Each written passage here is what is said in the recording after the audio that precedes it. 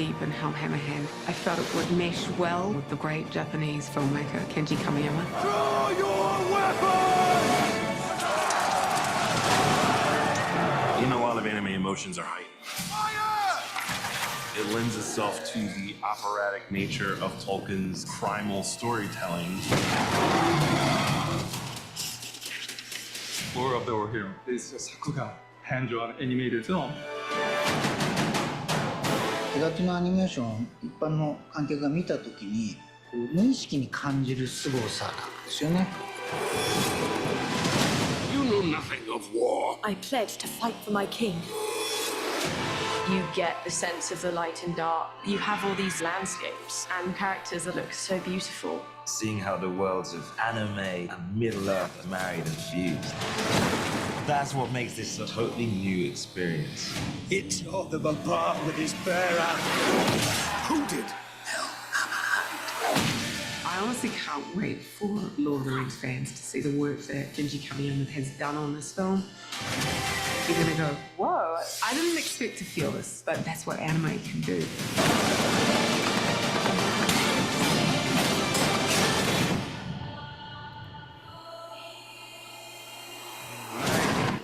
Hello, everybody. Welcome to Torn Whoa. Tuesday. What do you know about that? Your weekly dose of all things Lord of the Rings, and that was the brand new, just released today, little teaser, behind the scenes teaser for The War of the Rohirrim in theaters December 13th. Cliff, what did you think of that little treat? I'm still cleaning up my brain matter on the wall behind me. I'm still cleaning my brains off the wall. I sent that Instagram post, which was a weirdly reformatted, upright version of the same thing we just watched. And I sent it on Instagram today to everybody, my friends, my relatives. My sister was like, no way, holy cow. People are just like, what? Oh, wow. And I kind of agree with that general, that conventional wisdom, the holy crap, this is awesome kind of response. And I had honestly the same response. It was really, really amazing to hear Kenji Kamiyama in his own voice speaking about his own, these Japanese animation directors are sometimes the most modest people on earth. They have incredible talent. They hire the most wonderful collaborative teams of animators, and they approach the subject with such humility, absolute humility, as if they say, God, could I ever walk into this amazing cathedral and look at these amazing paintings, and could I ever match that? Could I ever add another fresco to this wonderful cathedral and make it as beautiful as other people have done? And that is the burning heart of an artist right there.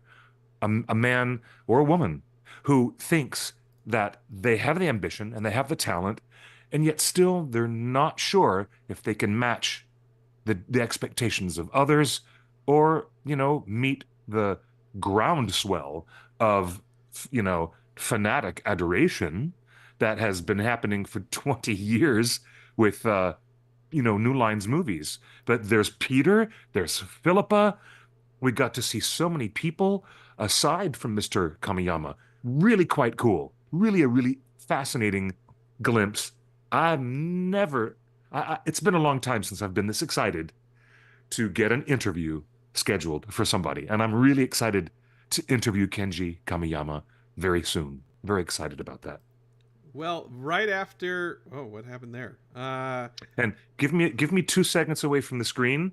There's a little Mithrandir, a little gray wanderer, meowing at the door. Hold on. Sure. Well, I'll bring up this post on Blue Sky from executive producer Jason DeMarco from Warner Brothers Animation, who pointed out this featurette shows a very special moment where Peter Jackson gifted Kamiyama a replica of Theoden's sword. It was reforged just for him to give to Kamiyama as a gift. Peter wanted to thank him personally for carrying the sword with this film. We all teared up. What a joy. And yeah, blink and you miss it. There is Peter Jackson giving Theoden's sword to the director. A blink and you miss it. Again, that is 3 seconds long. Look at that. They forged a new replica of Theoden's sword and gave it to Kamiyama-san. Look at that. Oh my gosh. Passing the torch. No, passing the sword. This movie, more screenings have been happening for War of the Rohirrim. By the way, you can watch this video on YouTube. You can watch it on X, as you see here, formerly Twitter. Cliff mentioned an Instagram version, but the Instagram version is vertical, so that doesn't really help us much. You don't see everything. But yeah, right there you see Jason DeMarco in the background. There's Kenji. There's Joseph Chow, the other executive producer, and his default translator. Of course, Peter Jackson right there.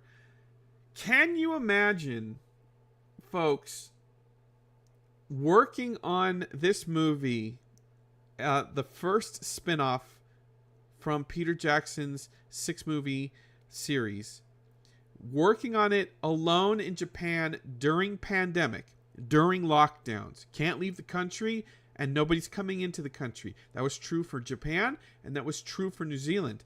Both countries had some of the latest travel advisories. I mean, they didn't let anybody into those two countries. So literally, Kenji Kamiyama right here, and the director, and Peter and the whole New Zealand crew, I mean, they didn't even see each other except for on Zoom calls. So I feel like this might be the first time that Kenji was at Weta, and look at that. It just amazing. Do you know a point of lore for those who remember the details? The name of Theoden's sword is Heru Grin. Sure. We'll go with that. Yep. We'll go with that. A brand new, recast and refired, wonderful reforged Heru Grin. That's pretty cool. The energy for them to get this out the door must be so exciting. I've put myself in the mindset. Last one, give me the link to Fran. that. Go ahead. No, Fran? No, I was just saying that, I mean, imagine putting yourself in the frame of mind of the filmmakers.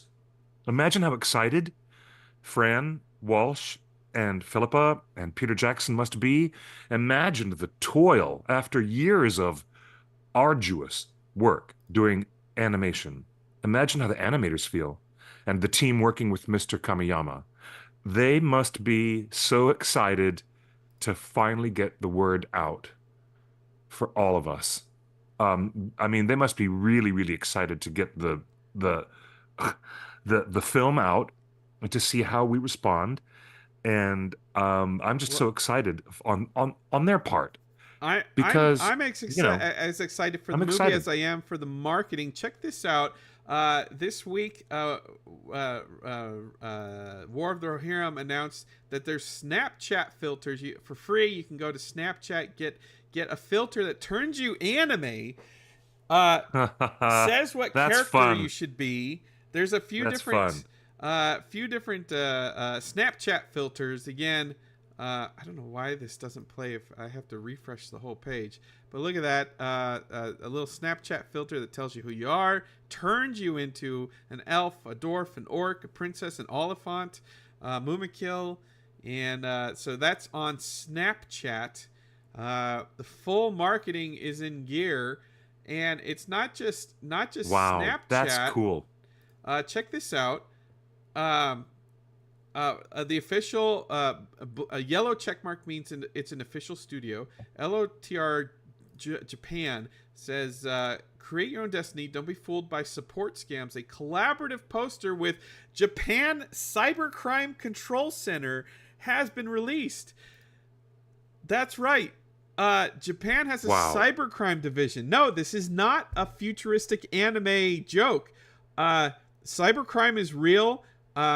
we can have a whole separate discussion on cybercrime and how that's affecting your grandparents and even yourself and even maybe your voting neighbors. But Japan has a cybercrime unit, and they've put together this collaborative poster. Will be posted at stations, police boxes from December 1st to January 31st. So that is an amazing little cybercrime War of the Rohirrim. Do we have a translation of what it says? Yeah, I said it at the beginning. It says, "Create your own destiny. Don't be fooled by support scams." Don't be fooled by someone trying to scam you, like they always try to scam people online. And, that's pretty cool. I would never have thought of that. That's a cross-pollination that I would never have thought of, but there you go.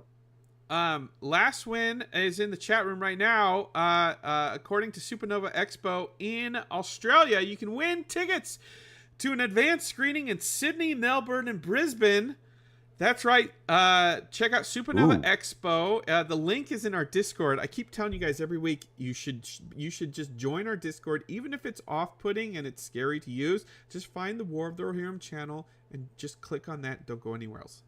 It's active. It's friendly. That's links a little bit of a backhand to the user interface of Discord. But yes, they deserve it. Totally they deserve it. Yeah. Yeah. So win tickets to an exclusive advanced screening in Sydney, Melbourne, and Brisbane. Entries close midnight Sunday, December 1st, which is this Sunday. Wow. 5 short days away. So there you go. What else is going on with the marketing? We Swiss fans have an opportunity to War of the Rohirrim. There's a Swiss premiere going on. Again, we've linked to it in our Discord. What else? Of course, Torn is happy to send a couple of you guys to the premiere, inside the premiere in London next Tuesday night. Yes, we're sending a couple lucky fans, plus ones, a couple fans plus ones into the premiere. Not just the red carpet fan stands, but actually inside the theater to watch the movie with everybody there. So you can, again, the link, we've posted it on all our socials. It's on Facebook. Go find us on Facebook or just join our Discord. It's all in there. Applications must be in by the 27th of November, which is tomorrow, which is tonight. It is 12 GMT on 27th November. So, yeah, actually, I think it's past now. I think it's midnight right now. I think the deadline is just closed for the London premiere. Sorry about that. What else is going on with Rohirrim? Oh, we should mention. We're already past midnight. Was that midnight going into tomorrow? Yeah, it's midnight right now. Check this out. We mentioned this before. Zoom has virtual backgrounds for free. Lord of the Rings, War of the Rohirrim. You can get your custom backgrounds. Look at this. You've got a map. Wow, I just downloaded it. It is 230 megabytes, and it's a looping animation. Wow, that's pretty cool. Should I get one? Should I download one and try it? Oh, you just got that one. Look at that. Cool. Look, and that's it's a beautiful. high-res download of the map of Rohan. I might just print this out. Again, the link is in our Discord. Of course, you've got the poster. You've got the big motion poster. You've got the Rider, Middle Earth full tapestry motion. Let's see. Can I play these in the browser? Let's see here. Can you play them in the background of your Zoom after you've downloaded them? Oh, here we go. This one is playing. This is one of the animated Zoom backgrounds. And it doesn't look like it's moving much. Let's try it. Let's try this motion one that we just downloaded. Oh, there we go. So yeah, you can make this motion background of the entire long form poster for free Oh, on from Zoom. Isn't that cool, Cliff? I gotta admit, that's rather badass. That's Right. really cool. I We have should to be admit, using that is for the rather badass. show. Maybe we should do that. Yeah, you know what? Why don't you do that right now while we're live? What? Why not? Let me download one. Let me see if I can download one. And Yeah, let's see. I guess I have to go outside of the Zoom call to go to their main website to Hold on, download those. I think I can send you the Okay. link right Yeah, there you just in the did. Zoom link. Let's see if Cliff can figure out how to do that. Anyway, so that's at zoom.com slash virtual meetings. Again, the link. Let me post it in the chat as well. Boom. There you go, chat. There's the Zoom link for still photos and motion backgrounds. That looks amazing. In fact, let's just downloads. Let's just keep this map of Rohan going. Okay, there it is. There's the download.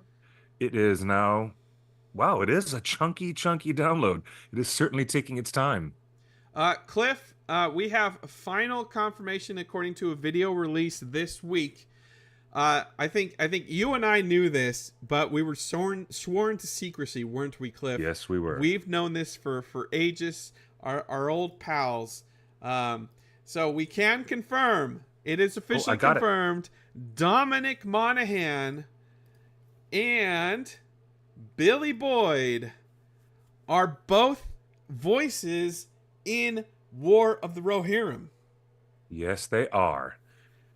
Can it just we opened reveal... up in QuickTime. It looks great. This looks great in QuickTime. Now I need to figure out how Zoom will incorporate it into its background. Yeah, I think you go to video and then video settings, and then there's a background thing. Anyway, so there you go. Billy and Dom both are in War of the Rohirrim. I'm not gonna spoil it. Wait, it's not spoiled. It's in the trailer. You have heard their voices in the trailer. That's all I'll say. So you've heard their voices in the trailer. That's all you'll say. Right? That's all we can say, Cliff. We were sworn to secrecy.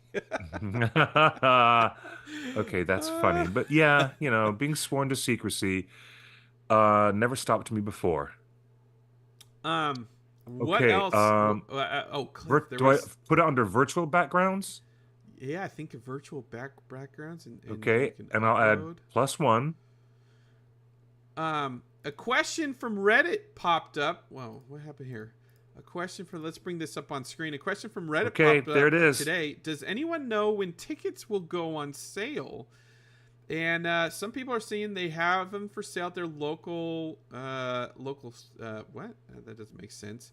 I think every theater is in charge of their own thing. All right, Cliff, did you get it? Look, yeah, it's there. Look at that. There's my background. I see smoke in the background. And if I move, you can see the flames, the animated flames right behind me if I just move out of the way.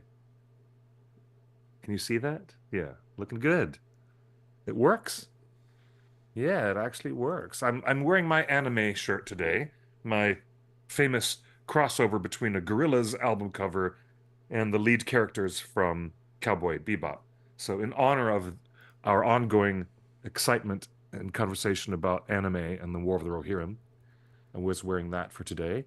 All right, what else is going on with War of the Rohirrim? The premiere, again, we mentioned, is on Tuesday. It will be live streamed. That's lovely. That's cool. I think. Hold on.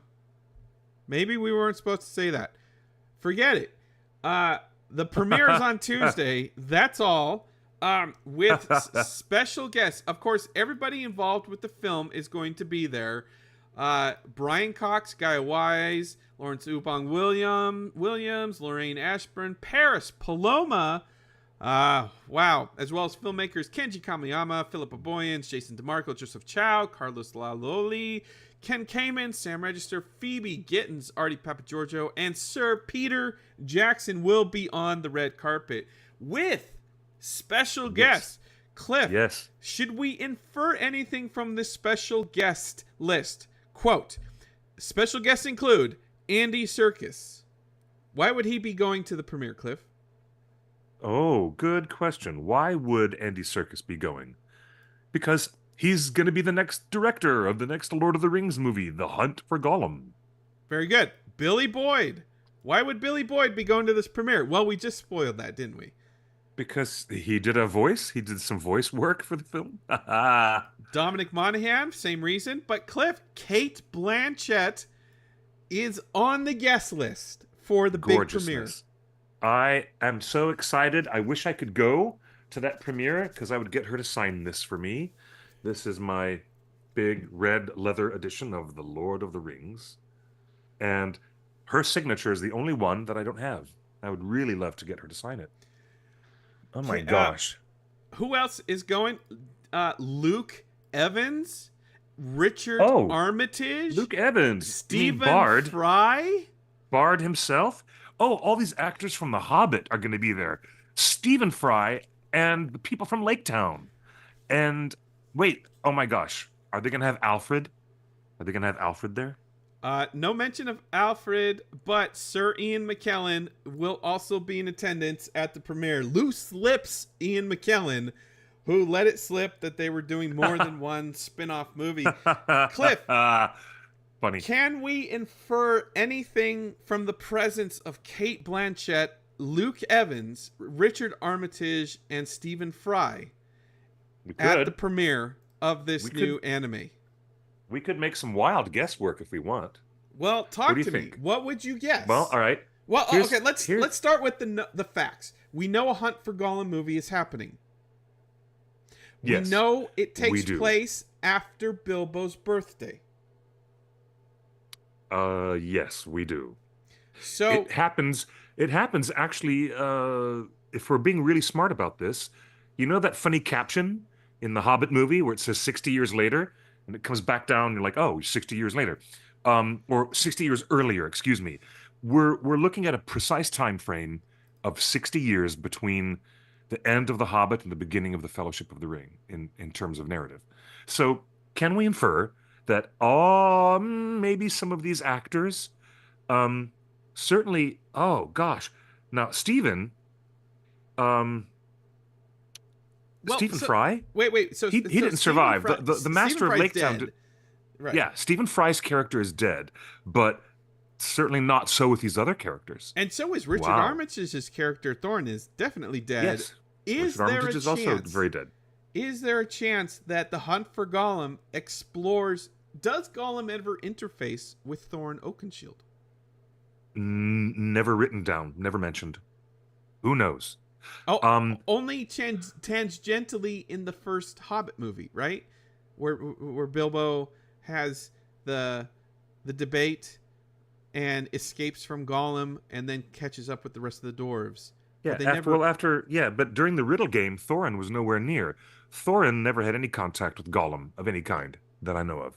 All right, but if the Hunt for Gollum is based after Bilbo's birthday party, is there a good chance Kate Blanchett will return as Galadriel? Yeah, maybe. A lot of fans, I think, would be looking for that. They'd be thinking, well, you've brought back all these other characters. Why didn't you bring back Galadriel? Well, look, people in chat are saying they're just big names associated with the movies. Of course, they're going to be there. That's always the case. Yes, of course, Stephen Fry, wonderful lad. But we know for a fact that they've already called Orlando Bloom. And the producers have already called Ian McKellen. Mm-hmm. Do you think they have called Kate Blanchett? Yes. Yes, I think a lot of those behind-the-scenes phone calls were made a long time ago. You know what my instinct is really telling me? That they called everybody they could under the sun just to get the barometric pressure reading. Will they? Won't they? Is their schedule open? Or is their schedule really too packed with other work? Can we get them to come in for a cameo? So I think Galadriel would have a lot to do. Why wouldn't Andy Serkis's new movie be a smorgasbord of cameos and other characters? Why wouldn't they?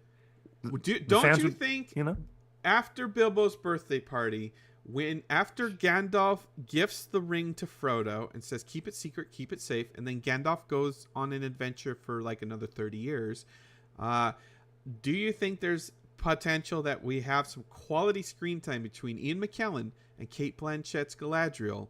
You might have quality screen time even before the events of Bilbo's birthday party. Do you know what I'm saying? I mentioned this just a minute ago.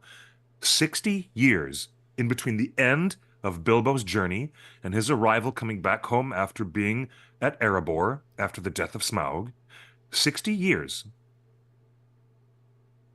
Now, you're talking about the 17 years in between Bilbo's big birthday party, which is so wonderfully created in the Fellowship of the Ring movie. That's a whole different time frame. We're really talking about the hunt for Gollum taking part before those. It might even include that. It might be the 60 years between the end of one book and the beginning of the next book, and it might also include a big time overlap of those 17 years where, a newbie watching Fellowship of the Ring for the first time has no realization that 17 years have passed since Gandalf leaves and Bilbo leaves the birthday. That's a perfect place to expand on the movies. It could be even more. So maybe it could be 77 years of time stuff. covering. How many times does the White Council actually meet? I thought this was like a one-off thing that we saw in the Hobbit movies. The White Council? Nope, they met over and over again.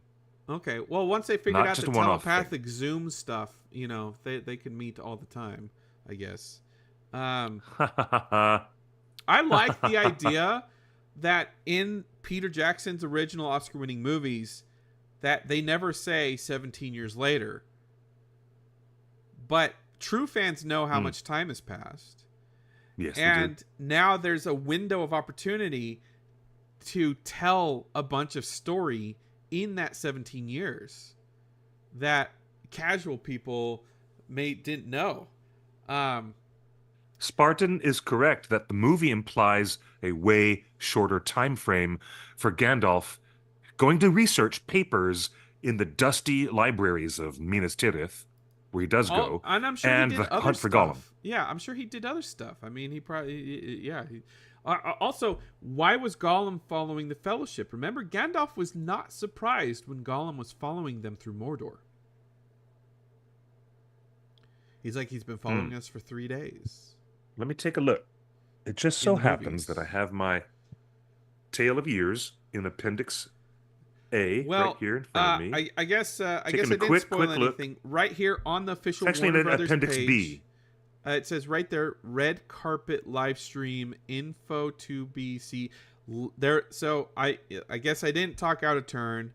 Yes, there will be a red carpet live stream that we can watch from home this Tuesday. Now, according to my clock, London is 8 hours ahead of Los Angeles. So if the premiere is at... Does it say what time the premiere is? I believe the premiere is at 6 o'clock, or the red carpet will be at 6 o'clock. So that means the premiere live stream will be at 10 a.m. in Los Angeles on Tuesday. I'm just taking a guess here. But there we go. Really exciting to see all of those special guests. Cliff can't make me do nothing. I don't know why you're asking those silly questions. Let's look at this. Movies. Look at this timeline. Okay, it was 2941 of the Third Age when Thorin and company showed up at Bilbo's round green door and started an unexpected journey for him. And that also included, in that same year, the Battle of the Five Armies and the death of Thorin Oakenshield, all in 2941. Then in 2942, Bilbo has returned to the Shire with the ring, and Sauron returns in secret to Mordor. So the next year, 2944, that's 2 years later, from that point, Bard rebuilds Dale, and Gollum leaves the mountains and begins his search for the thief of the ring. And that was in 2944. That was 3 years after Bilbo's adventure. The last meeting of the White Council happened in 2953. Next year, Mount Doom bursts into flame again in 2954. And here's a big point of what's going to happen in the hunt for Gollum. Think about what this sentence means. Everybody in the chat, I know you guys know this, but Justin, check this out. Listen. In 2956, Aragorn meets Gandalf, probably for the first time, and their friendship begins. That's what it says. Aragorn meets Gandalf, and their friendship begins. That's also going to be a beautiful scene that will be realized in the movie that Andy Serkis is directing right now. All the stuff about hunting for actually, Bilbo's farewell feast happens in 3001 of the Third Age. Gandalf suspects his ring to be the One Ring. The guard on the Shire is doubled. Gandalf seeks for news of Gollum and calls on the help of Aragorn. Yep, so yeah, they went and hunted Gollum in between the year 3001 to 3017. Gollum was released from Mirkwood. Yes, and that is 16 years after Bilbo's huge party is when Aragorn actually captures Gollum in the Dead Marshes and then takes him to see Thranduil in Mirkwood. And Gandalf visits Minas Tirith at the same year and reads the Scroll of Isildur. Any word on somebody attending the premiere who is by the name of Lee Pace? Any news in what you're reading there that Lee Pace actually is there? I would love a dedicated Thranduil movie. Lee Pace is busy with Apple TV's Foundation, based on Isaac Asimov's books. Terrific stuff, by the way. Terrific, it's terrific stuff. I love the show. Yeah, it is. It's beautifully done. If you like sci-fi, it's just wonderful. I love the whole concept of that show. So, it's just great. Well, so lots going on with Rohirrim and Cliff. Can you believe we're 1 week away from the premiere of this anime movie? We're finally here. We're 1 week away from the premiere and 2 weeks away from the opening of. It has been so long since the Hobbit movies, and it's been even longer since the release of the original Rings movies as a trilogy. This excitement in the air is palpable, very much so. Cliff, I'm so excited to interview Kenji Kamiyama. I can't even tell you. I can't tell you. The thing that I'm really excited about this War of the Rohirrim anime movie that you all need to see opening weekend. Okay, it's up against some heavy competition with the new Marvel movie from Sony, but I know anime is a tough crack, and I personally not really. Well, not for Cliff.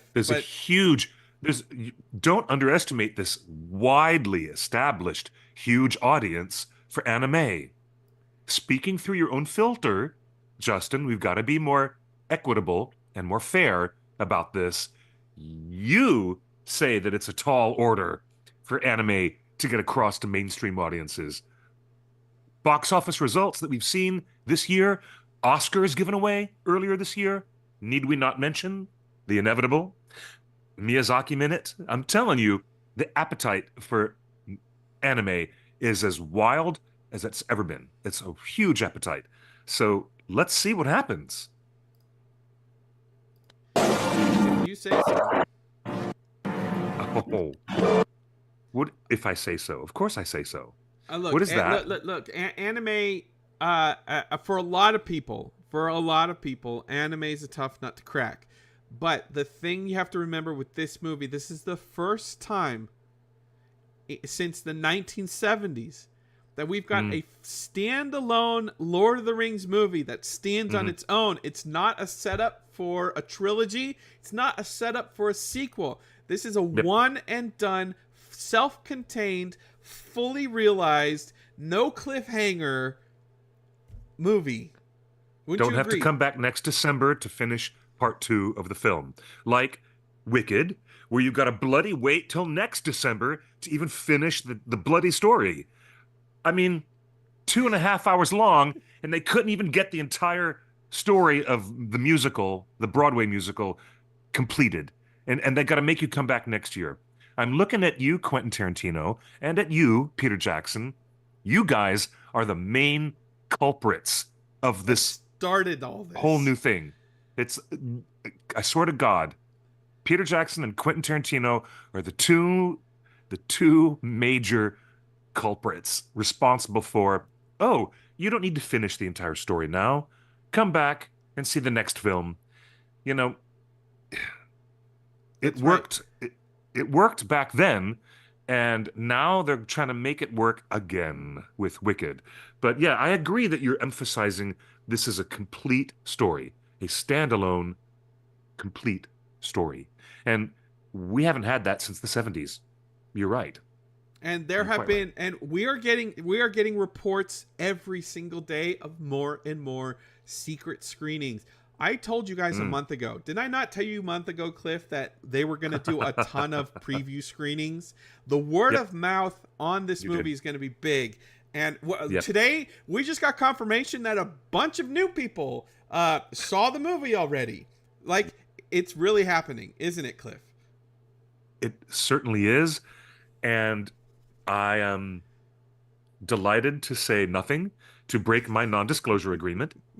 I am absolutely delighted to say nothing, except, oh boy. Oh, I got nothing else to say. It's a good time.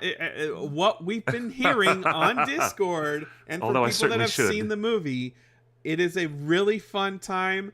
And from multiple people that have seen the movie at press screenings, my goodness, they have said that when you're sat in a darkened theater and the logo comes up and you hear the soaring Rohan music, it doesn't matter if you're in a cartoon or a live action, hearing that music inspired by Howard Shore's score, but redesigned and reorchestrated by Stephen Gallagher. I mean, it puts you, like, once you hear the music, you're in Middle Earth, and you can escape the world for 2.5 hours and just you're there, you're invested in the story.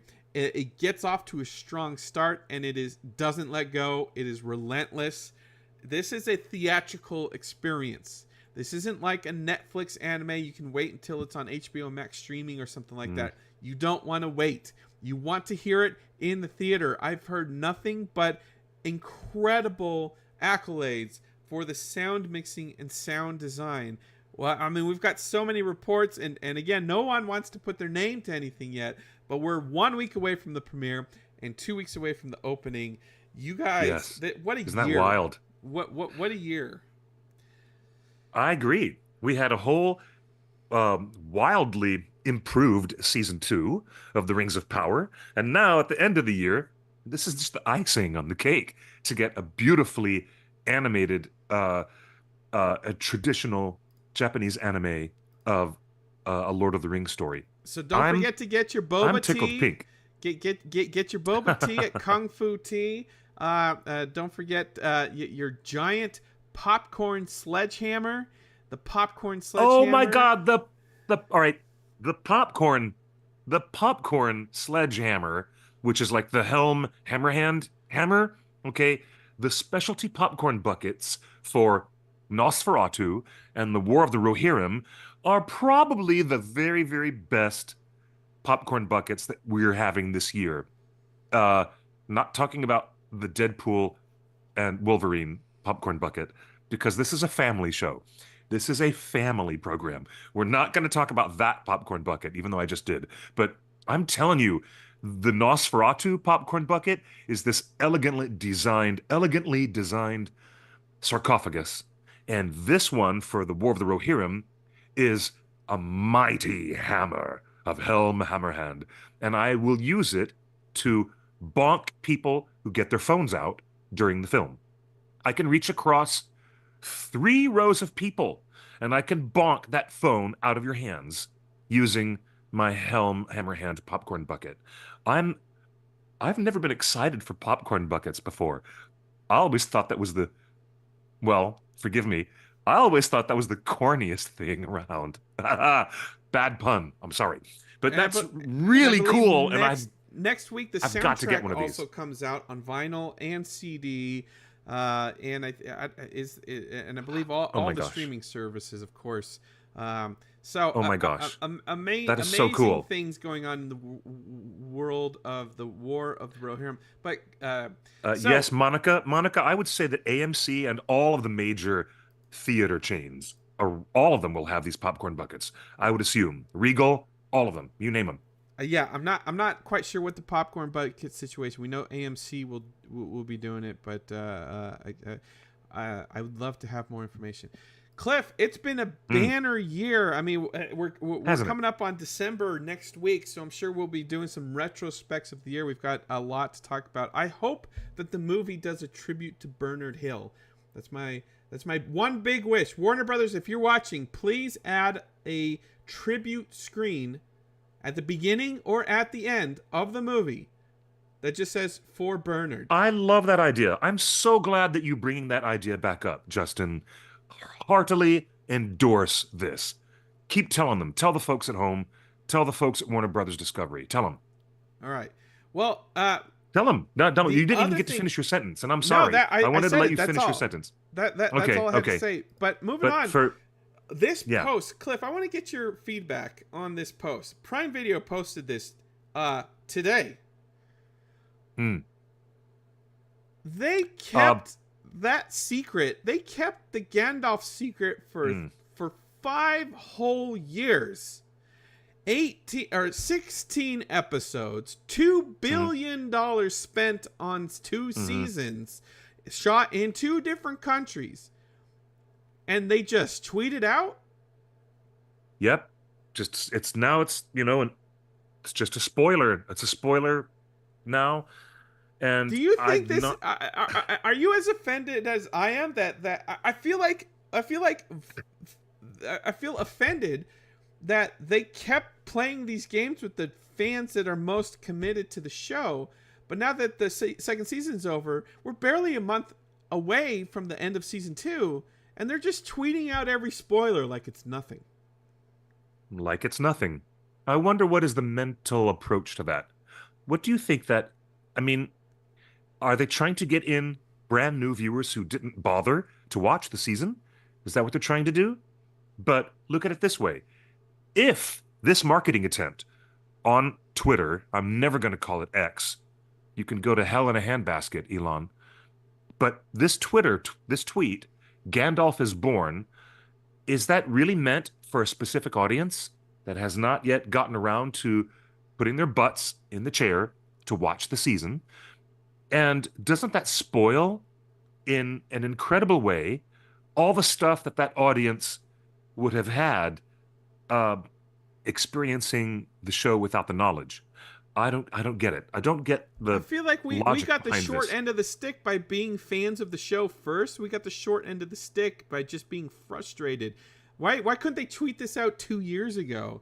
Otaku Senpai in the chat room says Payne and McKay admitted that the identity of the stranger was not decided upon until season 2. I do not trust that opinion. I don't. Wait, did they admit if the showrunners said that out loud, then why? Why would they approach their writing that way and not have a clear definition of their goals, of where they wanted to go with this character? I'm puzzled by that, honestly. I'm just really puzzled. What's the word? A little mystified by that. Like, all right, giving them the benefit of the doubt. If they really just created 2 generic wizards and said, we're going to watch what the fan reaction is to determine what the journey of self-discovery will be for this character, I think it's fairly obvious and fairly clear that the majority of Tolkien fans were adamant that this has to be a blue wizard. So if you take them at the word that they didn't know it was Gandalf when they started writing season 1, and they were going to wait to see feedback of what the fans really wanted, then why isn't he a blue wizard? Because that's what the fans wanted. So that's generosity number 1. Generosity number 2. They worked for J.J. Abrams, who was executive producer of Lost, who had a show that had a very interesting dynamic with its fans, where the writers and the showrunners of the show got mad that the fans were guessing the things too far in advance because the fans were smart, so they changed things in the script to just to spite the fans and to outwit them. So if the fans wanted this to be a blue, did the showrunners then decide, well, the fans wanted it to be blue, so you know what, we're just going to make it Gandalf anyway. This will piss them off. It'll create engagement. I'm sorry. Then why in season 1 would you give the stranger exact Gandalf dialogue, which is iconic? And I don't mean just a throwaway line. I mean an iconic line of dialogue that is forever part of pop culture. And they put that dialogue in the mouth of that character in season 1. Always follow your nose.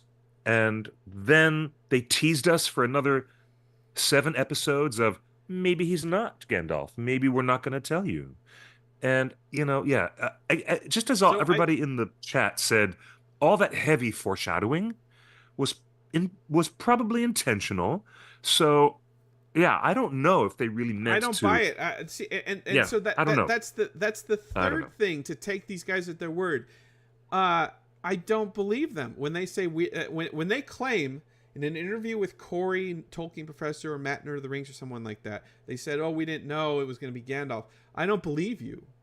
You put Gandalf's words in his mouth in season 1. I don't believe you when you say this right now. I just don't.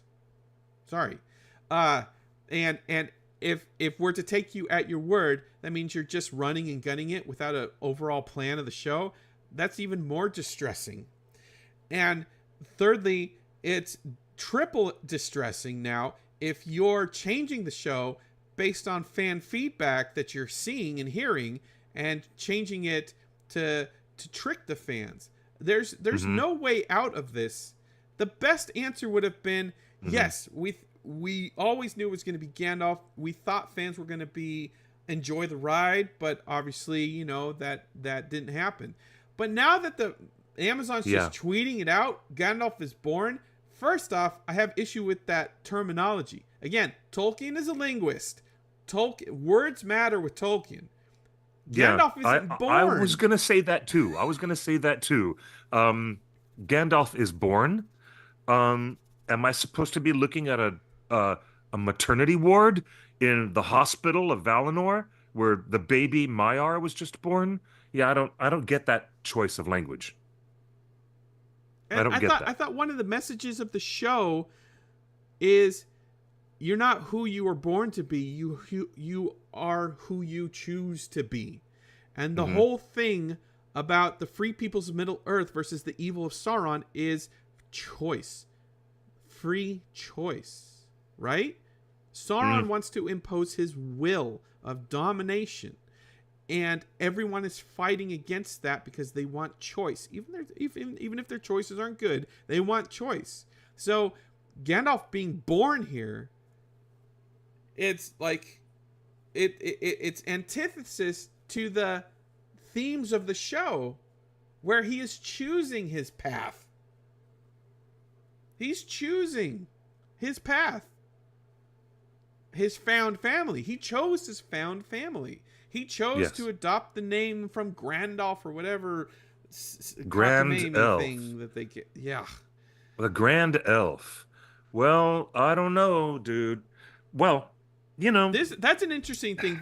What do you think about this comment, Cliff? Vixan Dark Fairy in the chat room says the only reason I could see them giving themselves an out was if they weren't sure if the fans would warm to the actor.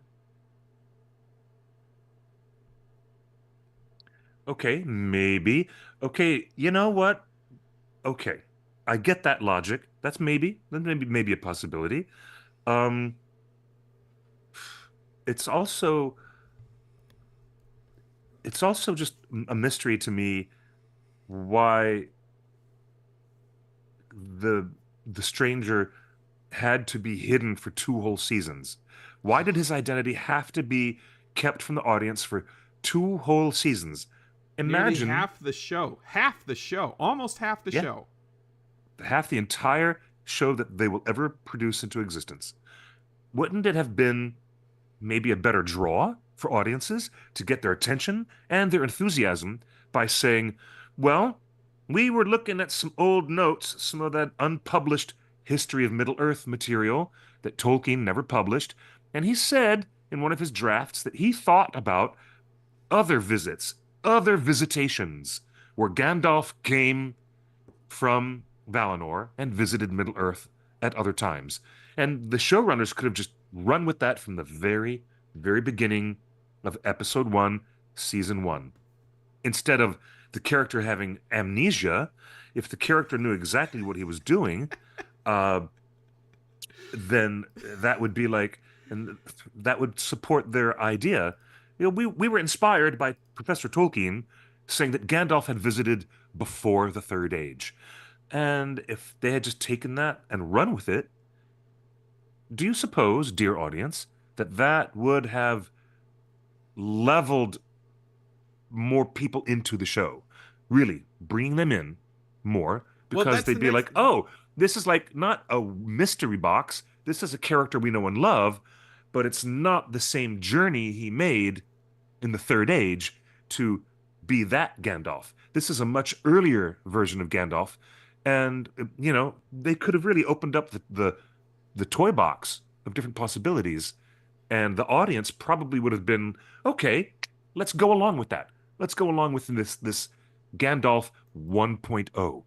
As we know that it'll be Gandalf 2.0 and Gandalf 3.0 later on in the War of the Ring. They sure could have built it like that. And if they had, maybe the Multiple- structure of that would have brought more audience. I in, had maybe. family I don't know. members and I don't friends of mine saying, hey, have you checked out that new Lord of the Rings show? Is Gandalf in it? For 2 years Otaku now. Senpai says, why have the entire amnesia subplot? I'm not quite sure. I'm thinking about, you know, Right. So Well, it's there's a just parallel they wanted. I see the parallel. Sauron is given a choice. Do you want to do good every day of your life, or do you want to do bad every day of your life? Remember that conversation he has in episode 1, season 2, where he talks to the old man after he's no longer a bubbling mass of goo. He's actually become a humanoid, and Do he you talks think to he's the going through amnesia? No, Sauron. They And- don't even give amnesia to Sauron, even though he's died and he's a blob of goo. He instantly transforms into his mortal form. and knows exactly who he is and knows exactly what he wants to do. and knows where he wants to go, and knows who he's about to meet. Yeah. and by the way, Yeah. Sauron and Gandalf are the same race of being, are they not? They're both Maiar spirits. Yes, they are. So if you're gonna play that game for 2 whole seasons of amnesia, why don't you do it with Sauron? Excellent point by Otaku Senpai in the chat that Olorin, and Olorin is the name of Gandalf, when he was back in Valinor as a Maiar. This is such a good point. Olorin never chooses the names given to him in Middle-earth anyway. He doesn't want to be named Laugh Spell. He doesn't want to be named Stormcrow. But they give him names like Grey Wanderer. The elves don't really call him Olorin. They call him the Grey Wanderer, Mithrandir. He gets all these names that people give him. So, you know. Well, I just want, before we move on, I just want to make one final point. One little tweet, 3 words. Gandalf is Born has now generated 20 minutes of conversation about deep lore-breaking issues with the show, narrative structure issues with the show, even uncommonalities between different Maiar spirits, you know, in the same show. This is part of the reason why people feel so disconnected from the show. And we won't get into the ratings reports, but Rings of Power Season 2 did not even break the top 10 for 2024. $1 billion spent on Season 2, or $500 million spent on Season 2 alone, and it didn't even break the top 10 TV shows of the year. This is why. This is a symptom. This small tweet is a symptom of everything that is wrong with the show, that is not wrong, but everything that is audiences are not connecting with. Okay? Like, and that's, we just explained why. All the reasons why audiences didn't connect with Gandalf. You didn't even give it his chance. And now that he's out, you guys are just tweeting it out? Imagine if they had posted this after episode 2 of season 1 2 years ago. The fireball comes to Earth and they say Gandalf is born. How much fun would you and I have had with the show saying, cool, when is he going to get his name? That's part of the fun. As Otaku Cool. Senpai When is he just going to said, remember who he is? Exactly. When is he going to, yeah, I get that. I understand your point quite vividly. So in the absence of storytelling that is connecting with fans on the television side, I wanted to bring this up, Cliff. I know you're gonna love this. Oh dear. Yes, sir. Someone on Tumblr and shared it in our Discord today. Yes, sir. This is a Tumblr of the top Haladriel fanfics, part 1. Yes, oh, an dear. entire thing of Haladriel fanfics, part 1. Haladriel, of course, is the relationship between Sauron and Galadriel, Halbrand and Galadriel. Thus, Oh Galadriel. dear. No, this is we've not linked for to me. it in our This Discord. is not for me. We have alternate timelines, top 10. We have top 10 human Halbrand fanfics. We have top 10 post season 1 fanfics called Beautiful Lies, Queen of Night and Stars, Know My Name as It's Called Again. Some wonderful fanfics here. I'm not going to link to them because we're a family-friendly show. King of the Southlands fanfics, Numenor sound fanfics about Haladriel. What did they get up to while they were in prison together? I think I need an ibuprofen. And then, of course, season 2 has triggered a bunch of new Haladriel fanfics, even though Sauron and Galadriel share 0 screen time until the last 5 seconds. It's almost like, you know what it occurred to me today, Cliff, reading through this list of Haladriel fanfics, is that a lot of fans were frustrated on season 1, which is in a show called Rings of Power.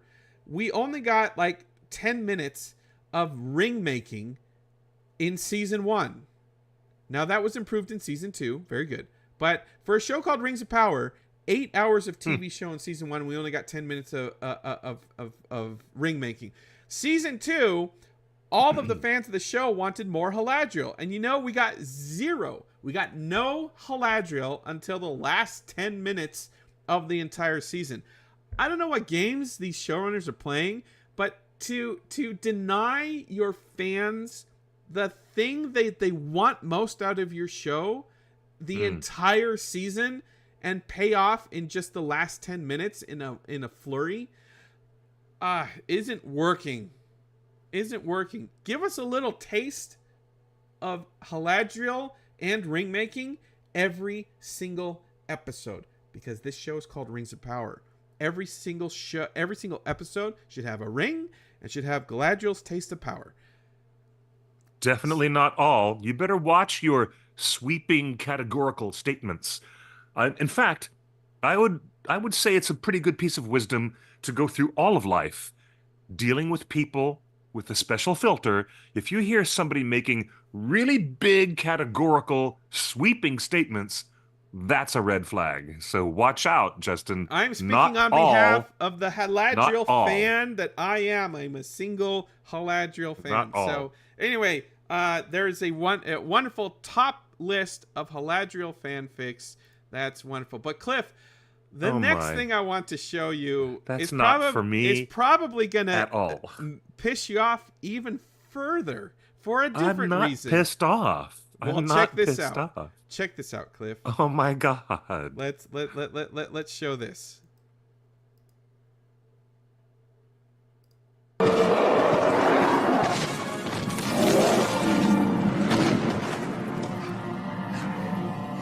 That still only counts as one. That's the original movie frame. Hmm. These guys are using Still only counts as one. These guys are using AI to expand the frame vertically. They're using AI just to add stuff above and below the yellow lines. How do you like that? AI put to good use. Do you know why? Why? Why bother? Why bother? Stop the playback. I can't talk over that. All right, I'm muting it. All right. This is so awful because it destroys the careful craftsmanship of the director of photography, the late and great Andrew Lesney. It destroys the work of the editors who worked with Peter Jackson in very, very difficult conditions for years under nightmare deadlines. People do not watch. Here's the ultimate irony. The ultimate irony is going way, way, way back in time when Steve Jobs was still alive, and he came out on stage and said, "Look, this is our new iPhone, and guess what you can do? You can turn it sideways, and you can look at your show the way it's supposed to be seen in widescreen." And now the irony is that they're wasting so much time and burning these servers with crappy AI to try to fill out the frame outside of the wishes of the original artists and what they made for us. And hello, Dan Bites, nice to have you. Look, I'm sure that I could go on and on about the many things wrong with this, but it is, oh my God, fake dwarven legs, fake field. Compositionally speaking, the Lord of the Rings films are unequivocal masterpieces of cinema. And we're talking about composition of the frame, the work that the director of photography did, the work that Andrew Lesney did, and you're going to chuck all that into the toilet just because some idiot on Instagram holds their phone upright. It's ridiculous. It's just ridiculous. And I think we're done. We're done with my opinion on this. It's just so not cool. You're not a fan. But Cliff, not cool. We all spend a lot of time watching stuff on our phones. Our phones are our main device for most of us. We spend more hours or minutes of the day looking at our phones. You don't want to watch a vertical version of Lord of the Rings? When I watch anything on my phone, which is very rare to watch any Netflix or Disney Plus programming of any kind, I turn my phone 90 degrees so that I can watch things in widescreen. I always do that. That is what the bloody device is made for. In fact, so you don't. If you're watching, look, if you're on your iPhone and you're using the Disney Plus app, the program that you watch will never be vertical. They only show them, these streaming companies make you turn your phone horizontal to watch their shows. Netflix as well. That's the way it's made. So the people making all this AI effort to fill the frame, it's just idiocy to me. And I think I've seen enough idiocy to last me a lifetime. Well, it's only going to get better, though. You better get used to it because Amazon doubles down on AI with an $8 billion investment in Anthropic, who makes Claude AI, and which is similar, has a similar video function as Runway ML, which made that video. Amazon this week doubled down with an additional $4 billion for a total of $8 billion investment in the AI company that competes with OpenAI. Anthropic AI really focuses on data signals. Wow. Amazon strengthens its Wow. partnership with Anthropic, positioning Amazon Web Services. The investment will be made progressively through convertible notes with 1.3 billion. I don't want that. As Anthropic's primary training ally, Amazon Web Services will support Anthropic's future AI solutions, while Amazon Trainium and Amazon Inferential Trips will help improve performance. So Amazon, and we've talked about Amazon and AI before. Amazon has a script proofing AI that reads a human-made script and makes suggestions to changes on the script based on the audiences that you want to connect with. Amazon also has developed, it was the first to create an AI that takes a script and automatically draws storyboards from the script. No other intervention needed. You put That's a right. script into Amazon's AI and it will give you storyboard treatment for your Bye-bye. video shoot. Bye-bye all those good gigs for those storyboard artists. Bye-bye jobs. So it's not just Bye-bye jobs. It's not just Peter Jackson's Lord of the Rings is getting the AI treatment from fans. Let's be honest. This isn't a Weta workshop. But we know Peter Jackson and Andy Serkis are very supportive of AI. They have gone on the record. Peter Jackson is a leader in AI with his movie documentaries and Emmy award-winning movies with the Beatles and World War I. He is a leading filmmaker in AI. So is Andy Serkis. Andy Serkis is all in on AI. In fact, Andy and Orlando Bloom have confirmed about using AI to de-age Orlando for young Legolas. They've already talked about it. This is really happening. And Cliff, it gets better than this. Well, that's one thing to use AI for better digital visual effects. That's one thing. It's an entire other conversation to use AI to replace other artists. Where do those storyboard artists go? So they're what never you going to just get jobs said anymore. Supports this video. You said enhancing video in a better way is a good use of AI. So you support this? No? Wait. Well, no. I'm in support of nothing, but I can accept the forces that are moving within the entertainment industry because I can accept what's going on, but I don't have to be the person who's endorsing a damn thing about it. So don't ask me that question. The question is somebody else's job, we're talking a craftsperson, an artist, a physical human being, not going to have a job anymore. That's my issue. But if you're going to hire, history has if you're shown going to us hire, that's not true.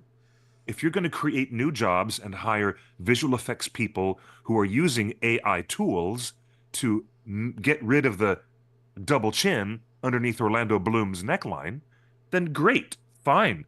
They hire people to do that anyways. Those jobs are not being removed. That's just a different job for a different technical person to use different technology to get the same result. You know, some of the biggest visual effects people are busy doing very little but removing wires. They digitally take the footage of the fight scene and they just remove wires. Busy work. So that you don't see the wire So food. you're okay with you know? AI replacing busy work, but you want to let the creatives make sure the creative visionaries that work on these movies don't lose jobs. That's an important distinction.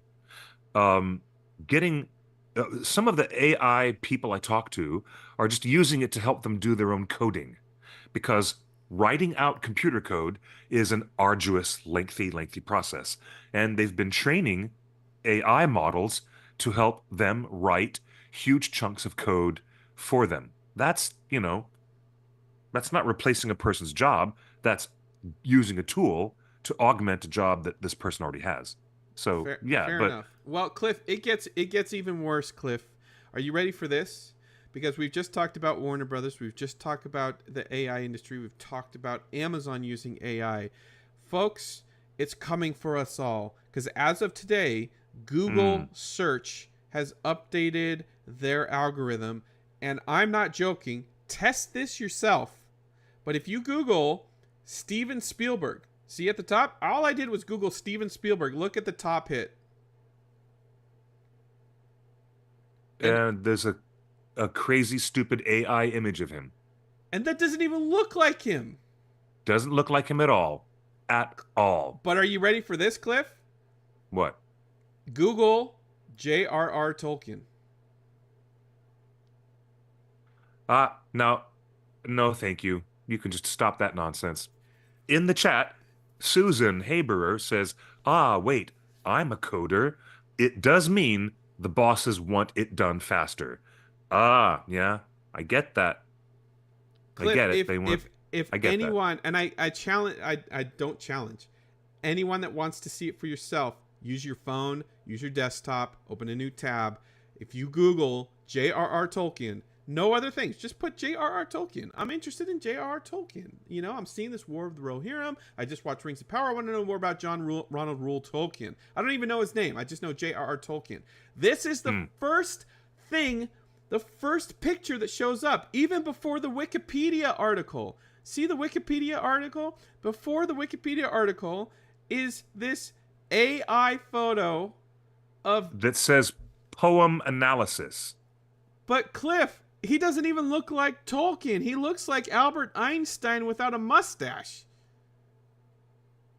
Nah, that's not exactly Tolkien. It looks a little bit like him, but not... That looks like an AI version of Tolkien, and it's terrible. Yeah, it is. I don't know why they're doing that. What the chat room says, what is even the point? Why not use a real picture? Google, Good. How can you get Tolkien and Spielberg, two of the most famous names in the history of storytelling of the 20th century, two of the biggest names that everybody knows what they look like, how could you get your first image so wrong? Yeah, it's terrible. AI's coming for us all, Cliff. They've already captured J.R.R. Tolkien's search query. This is unfortunate. Cliff, is this the future? Is this the near future that we have to look forward to with these movies and with these TV shows and with these spin-offs and whatever else is coming? Will we see an AI-written sequel to the Silmarillion? No. And if that does ever appear, there's a lot of very watchful people at the Tolkien estate who will quash it. But like what they I'm saying did is, that other guy who wrote that awful, would they knockoff. No, they would not approve any of it. They will shut that crap down faster than you can say crap. No. Are you kidding? What if they author it? What if they type what if they made it in the AI themselves? Do you think that's possible? Do you think Amazon would use AI you're in the living show? living in bizarro land. I'm right not. Now. I'm not. The filmmakers have already said they're planning to use AI. The Tolkien estate would never put in prompts and say, write a sequel to the Silmarillion. Listen to yourself, Justin. That would never, ever happen. The Tolkien estate and their purpose is clearly to protect the literary legacy and the academic works of Professor Tolkien. They would never, in a million years, oh my gosh, I can't with you right now. Okay. But look at this. On another conversation, since I'm so eager to jump to a different conversation, do you know that seeing these people coming to the premiere, Ian McKellen, the Lady of Light, Galadriel, Kate Blanchett, and Luke Evans, and all these people from previous Hobbit trilogies and Lord of the Rings trilogies coming to this wonderful premiere in London for the War of the Rohirrim. Sure. You know what that really tells me? It tells me that there's a synergy going on with all of them. And this is just wild speculation on my part, but it could be more likely than anything that there's a bigger synergy going on with these actors and with Andy Serkis, and the fact that New Line Cinema, with under the auspices of Warner Brothers Discovery, they can continue making more films up until time runs out.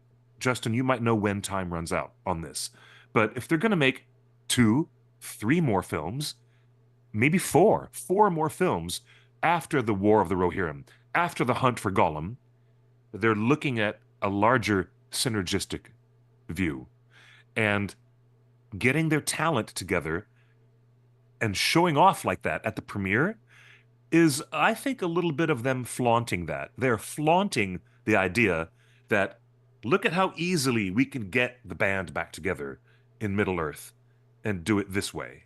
Is the marketplace prepared for 2 Galadriels in 2 projects in the same year? Probably, sure. Because, and maybe this is helpful, maybe it's because the Amazon TV show has distinguished itself as being a different type of beast entirely than what the original 6 films were. Now I have to say 7. I can no longer say the original 6 films. Now, as of December so-and-so, I have to say 7 films that are Lord of the Rings New Line Cinema films. But no, I think that there's a synergy going on, and I think they might be showing off to the public a little bit of, look at how quickly we can get these people to come together and work on this type of storytelling that you people, you, the fans, love so much. So, yeah, I would not be the least bit surprised if there's some secret meetings going on at Apple TV to work around a schedule so that Mr. Lee Pace can get done with a certain few weeks of time and then go down to New Zealand and shoot a few things or do a few extra bits and bobs. I would not be the least bit surprised. And it has happened before. There was, as we learned when we interviewed Keith Stern a couple weeks ago, there was a great deal of cooperation between Fox doing X-Men and New Line Cinema in trying to work out an agreeable schedule so that Ian McKellen could be both Magneto and Gandalf the Grey. And they just pushed things around to accommodate each other. So I wouldn't be the least bit surprised that all kinds of other actors who we have seen in the previous trilogies are going to show up in future live-action films. And who's to say that War of the Rohirrim might be the very last animated film? What if Warner Brothers Discovery is like, ooh la la, look at the box office we've got. Ooh la la. Suddenly they're French. And then imagine that there's more animated as well as Andy Serkis directed live action films. The other thing I would say about going I'm a to big see fan of Rohirrim Andy Serkis as a director. I'm a big fan. Weekend is we need Rohirrim to be number 1 because I think anime is the perfect venue for more Tolkien stories. Yes, we're getting movies, we're getting new TV shows, everything like that. But I want to see more anime movies. I think Tolkien, there's so many aspects of Tolkien's world that I would love to see in anime. Not all of it, but some aspects were really good. Hey, Cliff, a couple other things that happened this week. The good people at the UK tax code revealed season 2's budget for Rings of Power. There has been a lot of discussion whether Amazon cut the $1 billion budget from season 1. Let's recap. Season 1 cost $1 billion. It was $250 million for the rights. It was close to $500 million for the production in New Zealand, and then they spent another, $100 million or $200 million on marketing around the world. So it ended up right around $1 billion for season 1. We heard that season 2, the budget was about the same, but there was no proof until this week. According to UK corporate tax filings, they released the show, according season 2, before post-production and visual effects. This is why it's safe to say that season 2 probably cost almost $1 billion. Before post-production and visual effects and scoring and music and all that stuff, Amazon spent $461 million. $461 million on season 2. That's about the same that they spent on season 1. And this is before visual effects and sound. And post. Well, we should also remind the audience that they broke new ground on new studios, and they had to build infrastructure there. That's they right. did. Well, I mean, but that costs they had a lot. and they did that in New Zealand as well. And then when they moved, so they got a huge tax rebate in the UK for moving production to the UK, which so they spent the same amount of money basically was spent on season 2. The question is, Cliff, if season 1 and season 2 cost the same, but season 2 had fewer viewership, do you think season 3 will have a lower budget? Or do you think the richest company in the history of the world, money doesn't really matter, just tell a good story and it's going to cost what it cost? Ask me this question after next year's Emmy nominations. All right. Okay. Very good. Because, but honestly, I would suspect not. I don't suspect that they're going to look at diminishing returns in viewership numbers the exact same way that they did the year before and the year before. Well, let me rephrase the question then. Does Tolkien deserve another $1 billion season 3? Yes, Tolkien adaptations deserve all of it. If you're doing an adaptation of Tolkien, you deserve to have all the resources that you can possibly have. Go for it. Where would you reallocate the money to? Where would you spend more money for season 3? Not just, I would expand the writer's room. Instead of having a writer's bench, I would spend mountains of money getting a writer's room that was as big as the libraries of Minas Tirith. That's honestly what I would do. Oh, don't you agree, Mr. J? I think you spend Bezos bucks bringing in the top Tolkien scholars. Brian Sibley, John Garth, maybe engage Tom the Shippey. Tolkien. Tom Shippey. Tom Shippey's already gone. But bringing people to Tolkien Society, I think you back the Brinks truck up to the leading Tolkien scholars, and you give them a seat at the table. Not total control, but a very influential seat in the writer's room. Cliff, how many writers? Let's say season 3 is again 8 episodes. How many writers and writers' assistants and consultants should be in that room? Oh, I don't know. Having never been in one myself, I'm not sure I could, take an educated guess. But should each episode be self-contained and owned by one singular writer, or should they go the Andor route and hire an A-list writer to write the whole season alone? Oh, clever idea.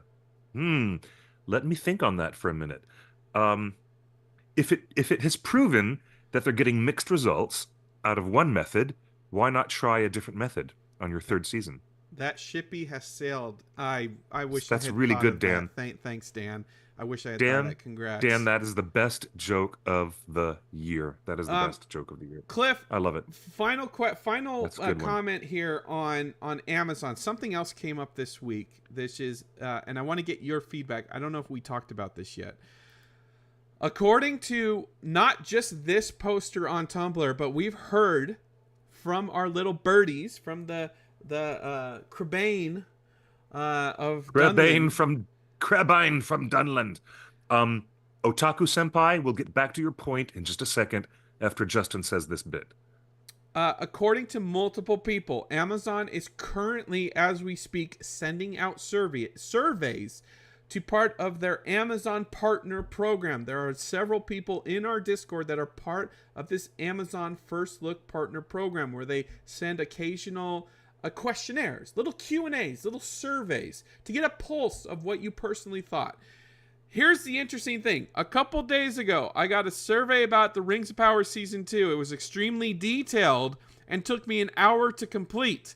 Cliff, when was the last time you got a survey that took an hour? That hasn't happened in ages. In ages. So not since I did the census, but that barely took 20 minutes to do the census. What can you imply from a Rings of Power survey that takes an hour? What can we imply there? What we imply immediately is that we're in a state of making entertainment products where they don't trust the creators who are just making the product like they used to do. Instead, they're just doing marketing screenings and a marketing survey and asking somebody to give their opinion about whether we did a good job on this show, and taking all of this data, compressing it into some AI gobbledygook to see, the temperament of the people in the room is so-and-so. And then they make these wild decisions. I even heard earlier today that Marvel is back in post-production re-editing the next Captain America film, to re-edit the damn thing because of test screenings that didn't go the way they wanted. So anybody getting a survey like this, yeah, anonymous girl, I'm with you on that. She's like, there are ... surveys? ?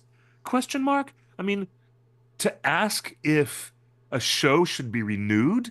Hold on, we didn't get that far. We're just talking about an hour-long survey. Means it's thoroughly detailed. And Cliff, we just talked about a silly little tweet for 20 minutes. I mean, people are passionate about this show. Let's be clear. People are passionate about the show. And if people are passionately...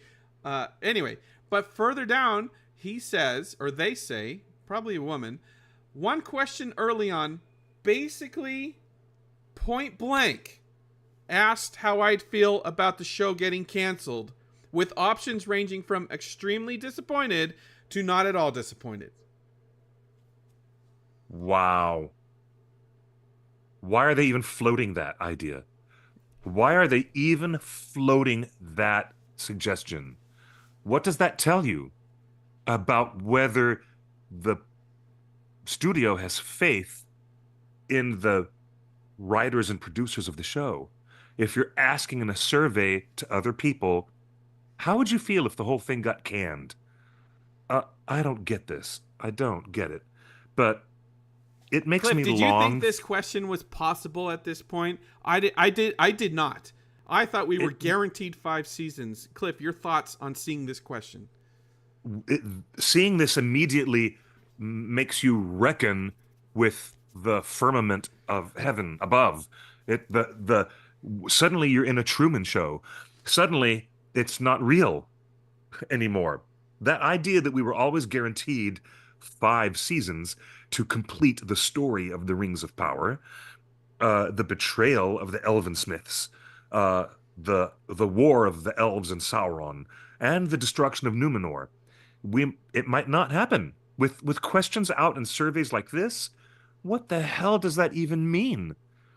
In regards to the level of faith that the studio has for their own billion-dollar product. The fact that that question exists, it hangs in the air like a pendulum swinging, Edgar Allan Poe style, a big pendulum swinging over you. And if I was working as a writer or a producer or an actor on this TV series, I'd be like, what in the actual hell? You're asking other people how they'd feel if the whole kit and caboodle was squashed and never comes back again? I mean, if this turns out to be the line of questioning they're sending out, and they get responses back from it, it is conceivable that seasons 3, 4, and 5 will be compressed, mega compression, into a real squished up final season, and then they throw that into the ring, and that'll be their final effort to wrap it all up. Now, you're talking about Oh, you're talking about compressing an already compressed show. One of the issues with the show, it's already compressed. Do not go any further. This is insane. I don't get it. Arcane got super I don't get it. compressed. Season 2. Well, Cliff. All right. So Yeah, I have yet to see Arcane, so don't spoil it for me. Okay. Staying on Rings of Power, it's on the table. The fact that this question exists, cancellation is on the table. So, Cliff, let's put it out there. What do you do first to fix and save the show? I'll go first while you think. First off, 1, you're not canceling the show. Jeff Bezos is going to make another $100 billion on Black Friday this weekend, okay? You guys have enough money. See the show through. You promised the fans that you would get 5 seasons. You promised the Tolkien estate. You promised Christopher Tolkien himself, rest in peace, that you would guarantee 5 seasons plus maybe some spin-offs. So fulfill your oath. Fulfill your oath and give us 5 seasons. Secondly, we just said 10 minutes ago, $1 billion this season. Put another $1 billion in season 3. Do not waver, but front load it in your writer's room. And if you have to hire a guy on the level of Tony Gilroy, or maybe you've got Mike Flanagan in the Amazon wheelhouse, you also happen to have Jonathan Nolan and Lisa Joy in all Emmy-winning writers. True, that's true. In the Amazon wheelhouse. Back that Bezos bucks up and get some quality writers in there that have a vision. Thirdly, Tolkien. Cliff and I just talked about this a few minutes ago. Buy the loyalty of some of the biggest Tolkien scholars on earth right now. Just get them in the door and give them a seat at the table. You have to bring the show back to Tolkien. That question wouldn't exist if Gandalf existed from the season 1 premiere. This question wouldn't exist if Celeborn was still alive. This question, this wouldn't even be a question if we were watching Tolkien. But most people don't feel like we're watching Tolkien. Too many changes have happened. So those are my 3 big things. Stick with the $1 billion. Get the best writers in the world. And get the best Tolkien scholars in the room. And give us more Tolkien. Lean into Tolkien.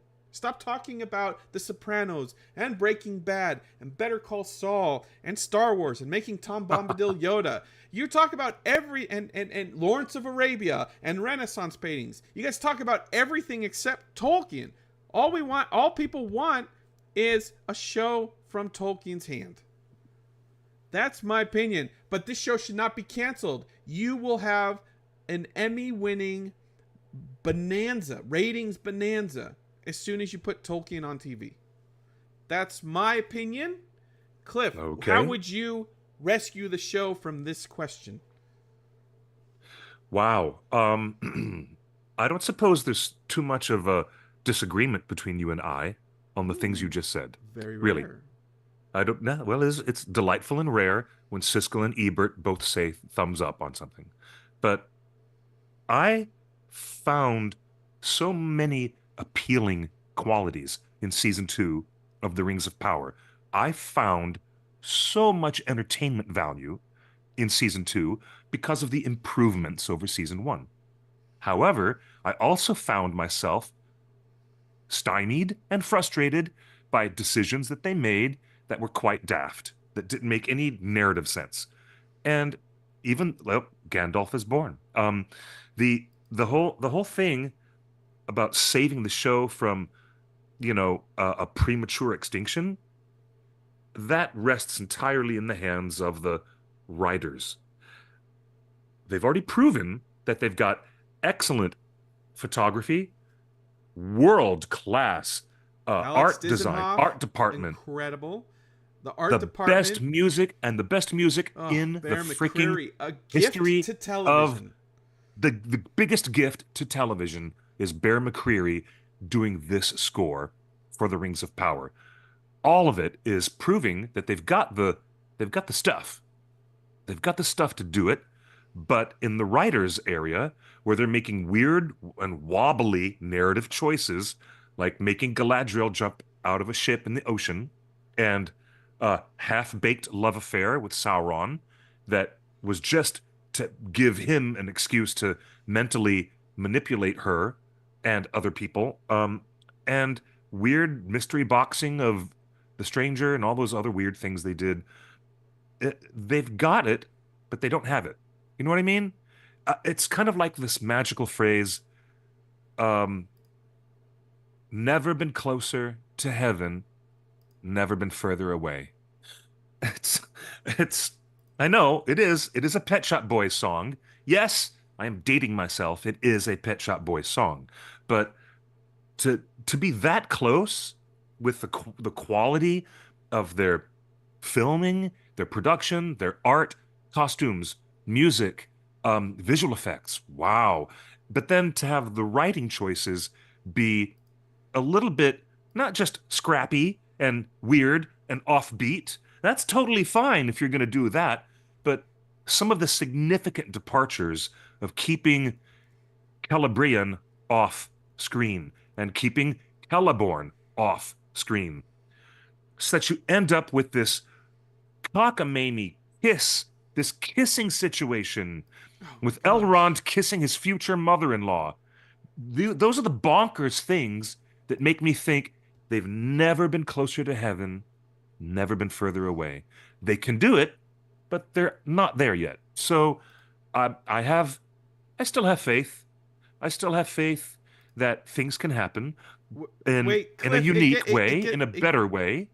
But it gets even worse, Cliff, because look at this. Yes, they were a techno band. They were a techno pop band from the 1980s, still very active through the 90s and the 2000s and the 2000s and the 2020s. And guess what? They're the best. They're the Pet Shop Boys. Look them up.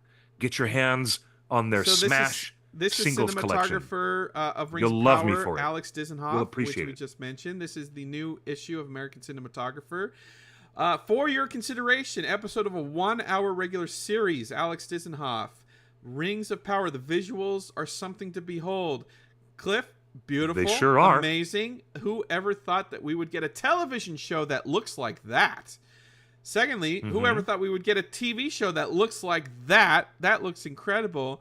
And third, look at this. They are promoting the Elrond kiss in their award campaigning.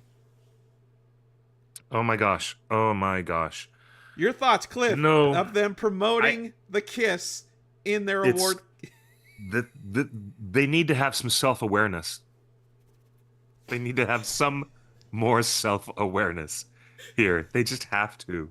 They have to. And you know what? They can afford it. They can afford to have some more self-awareness. I mean, I don't want to continue for 3, 4, or even 5 seasons having a love-hate relationship with the show, where I keep saying year after year, it was really delightful, but there's always a caveat emptor.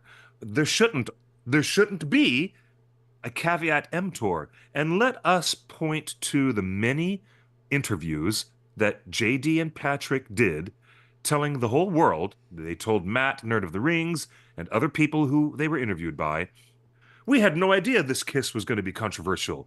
We thought this was Yes, you did. small potatoes. Yes, you we didn't think this was a... You're lying to us. Are they lying? Or did they really, really think that it was not going to be a controversial thing? Either answer is not good and is disqualifying.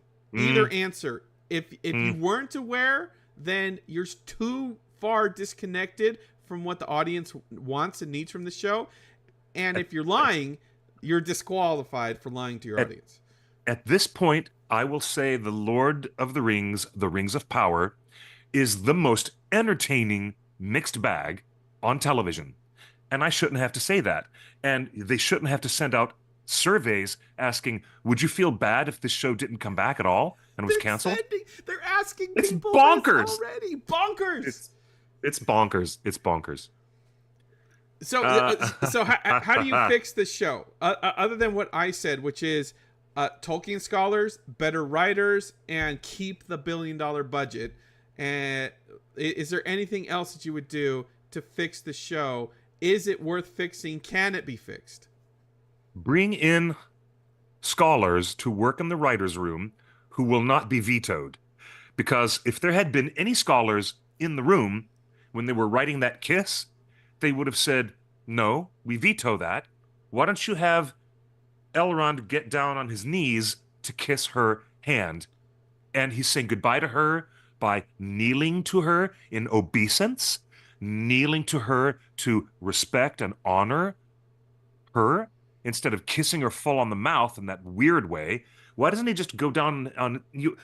Anybody in that room could have said something to say he sneaks the little latch hook thing into her hand when he goes down on his knees and kisses her hand and says farewell. And then she could just say the same dialogue. Win. You know? But guess what?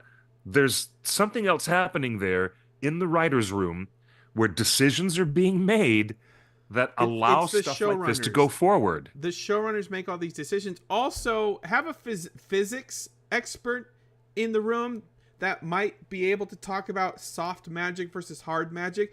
Because how did Galadriel survive that fall off the cliff?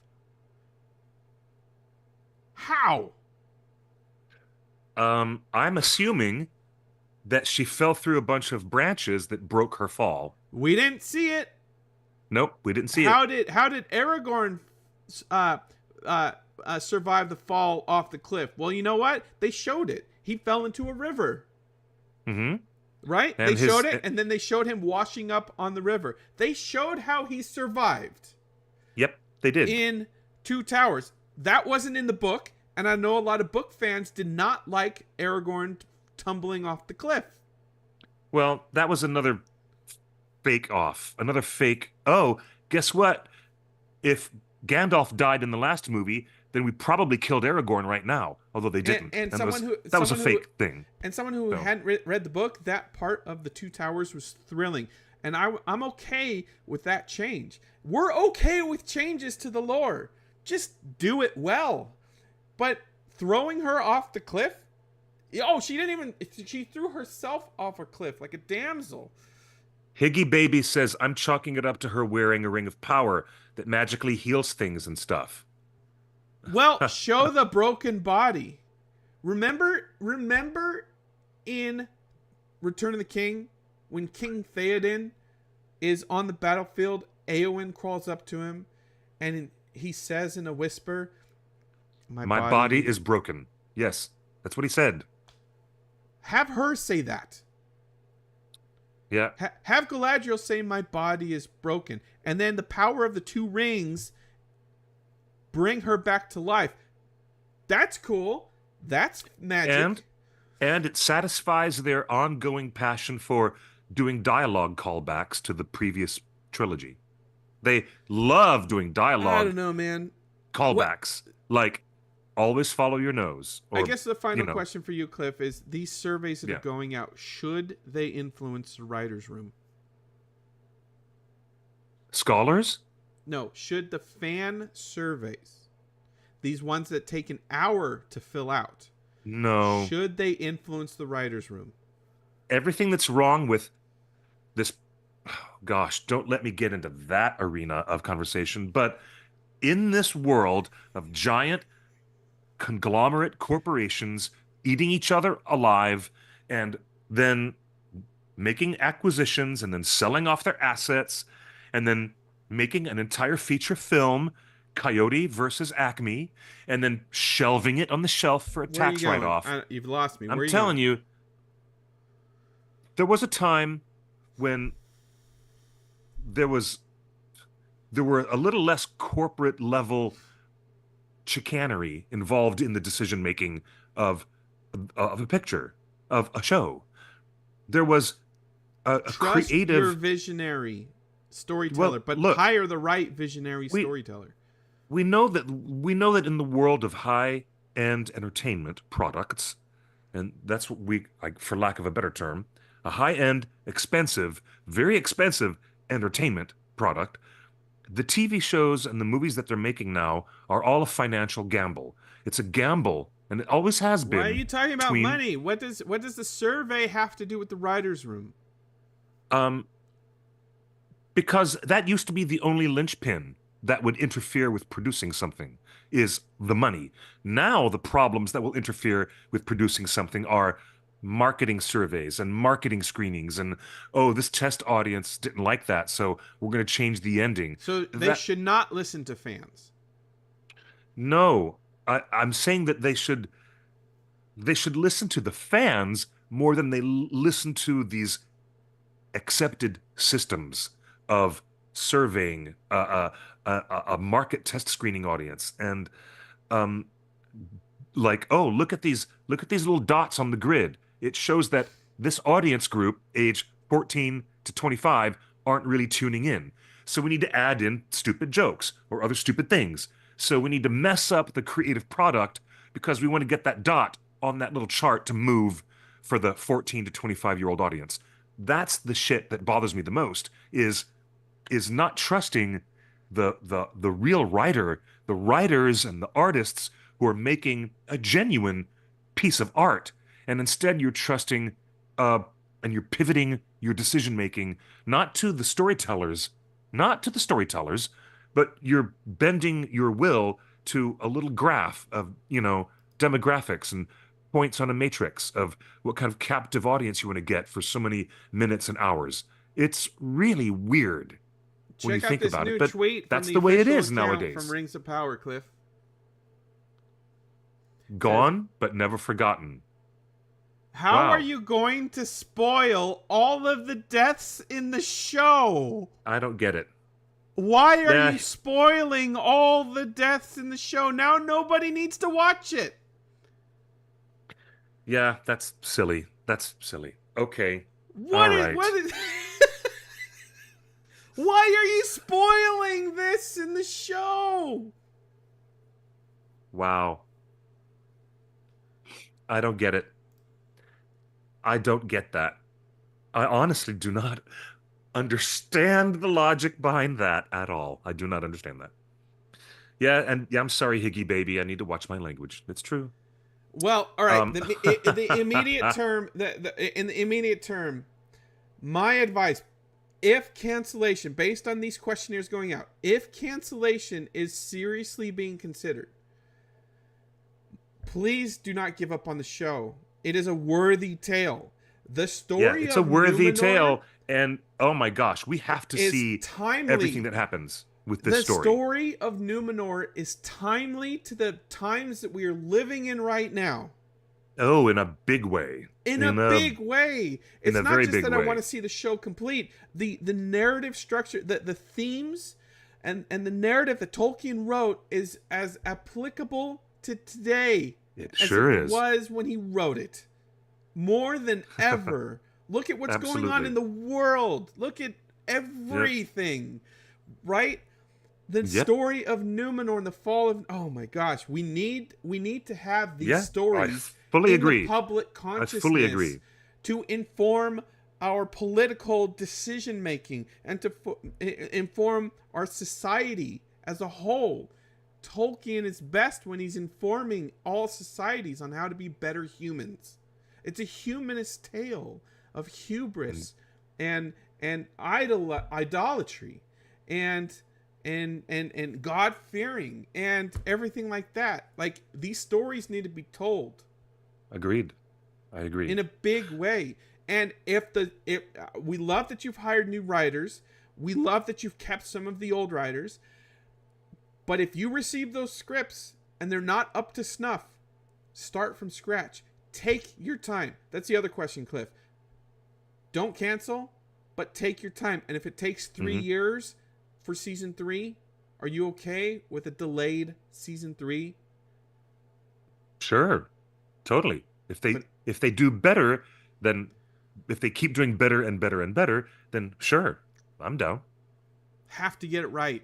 The story of Numenor and everything that comes after is so important to the world we live in right now that we really need these stories to be told in the biggest pop culture venue that you can. And this is a gift to society. These stories are gifts to society. So please don't cancel it, and do whatever it takes to get it right. I agree. You have full agreement with me. Ebert gives you a thumbs up, Siskel. All right. Well, there you I'm go. giving you a thumbs up. What a good show we've had. We've covered a lot. Tons coming out. Rohirrim live stream is next Tuesday around, I think, 10 a.m. Pacific time. Probably. Boy. So the premiere. Good luck to everybody that registered. Hopefully, we'll see you on the red carpet. Love the support that it's getting from all these preview screenings. Love what I'm hearing about the movie. Love the merch. Love the popcorn buckets. Love the Rohirrim teas, boba teas. I love everything about Rohirrim right now. We're having a lot of fun. And Rings of Power, what a gift that show is to television. It's not a bad show, but it's not a top 10 show yet. It's not a bad show. It is a really, really entertaining and gorgeous show that has the potential to be far greater with some more judicious decisions from the way the narrative is structured and the way it's presented. Meaning, no more mystery boxing. Please, and thank you. And I guess now that Gandalf is born, now that the tweet confirms that, now that we know Gandalf is Gandalf, and now that we know that Sauron is Sauron, I guess there's no more mystery boxing. So Gandalf, at least we got all that stuff out of the way. Everyone dies. My gosh. What social media intern posted all the deaths and the Gandalf spoiler? I don't know. Somebody should start paying attention to those little details. Because, I mean, yeah. Justin, stop! You're hilarious now. I want to say thank you. I know they did. I want to say thank you to this lovely community. For me, with whatever level of success a TV show or a movie might have, there's no greater level of success than seeing and experiencing the community that we have built here. The community we have here at theonering.net means everything to me, and I'm so delighted to have you all here. Really delighted to have you all here on this wonderful Tuesday. I wish all of those folks in North America a wonderful Thanksgiving. We're not going to see you till next Tuesday. And we have that big holiday here in the US of A. I don't know what I'm giving thanks for, but maybe it'll just be for my cat. Maybe for that alone. There you go. Well, happy birthday to Bruce Hopkins. His birthday was yesterday. Holy himself. Sugar. It was Bruce Hopkins' birthday yesterday. I didn't know that. Happy birthday to our dear friend. Big shout out to you, How could we forget the other Bruce. big news, Cliff? What other big news? Are we going to close the show with some other big news? This is breaking news. Okay, it's breaking news. All right, Oh, Sugar. I just retweeted that earlier today. If you're fans of animation, like I am, if you're big fans of some of this really cool, old school animation, Ralph Bakshi just let the whole wide world know that his 1978 United Artists animated epic of the first part of The Lord of the Rings, because unlike Peter Jackson and unlike Quentin Tarantino, he never got to make a part 2. He only made part 1. But it is now coming to streaming on Max December 1st. So by the time all of us get together and assemble next week, we're all going to have the chance, for those who have not seen it, really get a good glimpse at the wonderfully creative and sometimes bizarre animated masterpiece that is Ralph Bakshi's Lord of the Rings. You can stream it on Max. It will be so beautiful to look at, fascinating to watch, coming to your television and your streaming service on December 1st. Thank you for reminding me, Justin. Thank you for reminding that. This Sunday. Oh my goodness gracious. This Sunday. Yeah, this is this Sunday coming up. Wow. Can't believe it. I'm good for you, Ralph. He got a lot of energy off of that. He got a lot of energy off of that tweet. A lot of people were like, "Whoa, let's do that." So Sunday, December 1st, which happens to be my mom's birthday. How delightful is that? And what's this? All right, you guys, yeah, there they are. Did you see them? Did you see the pictures of them filming in Spain? Pull up that other photo of them climbing the walls. There's the armies of Rohan, and those guys in those gray robes are the orcs trying to climb the deeping wall. All right, that was all live action reference footage that they did in completely rotoscoped animation and a really interesting mix of media. Some of it is photography that's been pasted into cells or zerographed into cells, and some of it is really interesting character animation. Really beautiful stuff. So you guys check it out. That's Ralph Bakshi's biggest psychedelic head trip of the late 70s, his version of The Lord of the Rings. And I'm a big fan. On Max, on streaming on Max this Streaming Sunday. on Max. That's right. Where I've been watching Dune Prophecy, which is really good stuff. By the way, that's really good stuff. Hey, everybody. Enjoy your holiday if you have one. And if you don't have one, enjoy your week. We're going to be seeing you next time, right here at 5 p.m. Pacific time, for another episode of Torn Tuesday. Next week, right here, same bat time, same bat channel. You can follow us on social media, The One Ring Net, take out the dot. You can follow us on Instagram and Twitter, Twitch, and our Discord is wonderful. Hell's a poppin'. Great energy and conversations in our Discord. Join us and talk about the War of the Rohirrim. And if you've seen any of those early screenings of War of the Rohirrim, tell us your thoughts on the Discord. And we'll be right here for more fun and frolic next week on Tuesday. Justin, do you have any final things to say before we sign off? That's it. No. Happy Well, you can Thanksgiving, follow everybody. me. You can follow me, Clifford Broadway, at QuickBeam2000. QuickBeam 2000. Follow me for mischief and mayhem. Nighty-night, everybody. It's so good to see you, Atalante and Susan and Fred and Monica and Laswin and Katie and Paul. Everybody, Anonymous Girl. During the 7th, you're the bestest. You guys are the bestest. Thanks for being with us. And I hope you guys have a wonderful, safe time over this holiday season. Have a great night. Bye, Paul. It's fabulous to see you again. Until next week, I love to say good night and good luck. Or better yet, buenas noches y buena suerte. Bye-bye, everybody. Did you enjoy it? Great. Watching these seven versions of theaters, and now I'm obsessed with now reading books. So I was wondering, you're obviously the TV Lord of the Rings fan. Uh-huh. I was wondering what originally got you so obsessed with it. What originally got me obsessed with Lord of the Rings? Well, obsessed is a slightly pejorative word, but what got me into it originally was that I was 12 years old and a lot of free time, and wasn't spending a lot of time going to parties. And a friend of mine gave me a copy and said, "There's another thing called The Hobbit that comes first, but you don't have to read it. You can just read this."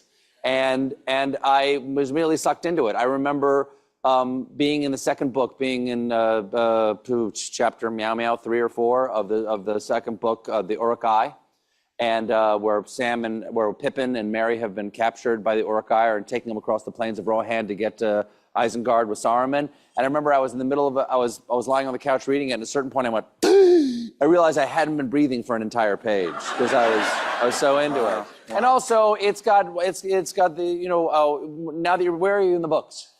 I'm very early on. I'm like, They're on the way to Bree. So are they with Tom Bombadil? You haven't even gotten there. So are they at Crick Hollow yet?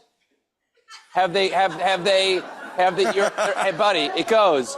I'll name the chapters, okay? It goes, A Long Expected Party, A Shadow of the Past, 3 is Company, A Shortcut to Mushrooms, A Conspiracy Unmasked, The Old Forest, okay, In the House of Tom Bombadil, Fog on the Barrow Downs, At the End of the Prancing Pony, A Knife in the Dark, Flight to the Ford. Okay.